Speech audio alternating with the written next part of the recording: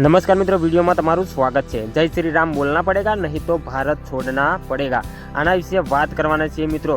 જ્યારે આપણા હિન્દુના બાળકો સ્કૂલમાં ભણતા હોય છે ત્યારે ઘણા બધા શિક્ષકો મુસ્લિમ પણ હોતા હોય છે અને ઘણા સારા હોય છે અને અમુક તો એકદમ નકામા પણ હોતા હોય છે। વાત કરી લઈએ, સારા શિક્ષકો છે એ જય માતાજી જય શ્રી રામ પણ બોલતા હોય છે અને બાળકોને સારી રીતે ભણાવતા પણ હોય છે। કોઈ એમને ધર્મ વિરુદ્ધ નથી કરતા અને અમુક જે શિક્ષકો છે એ પોતે જય શ્રી રામ નથી બોલતા, જય માતાજી નથી બોલતા।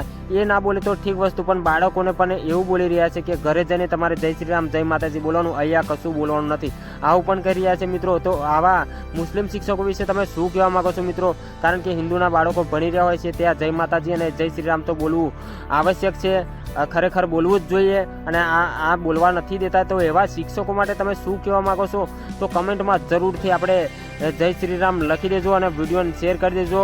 અને ખરેખર આવા જે શિક્ષકો છે બાળકોને જય શ્રી રામ નથી બોલવા દેતા, તો એવા લોકોને એવા શિક્ષકો સ્કૂલમાં ના જ જોઈએ મિત્રો ખરેખર।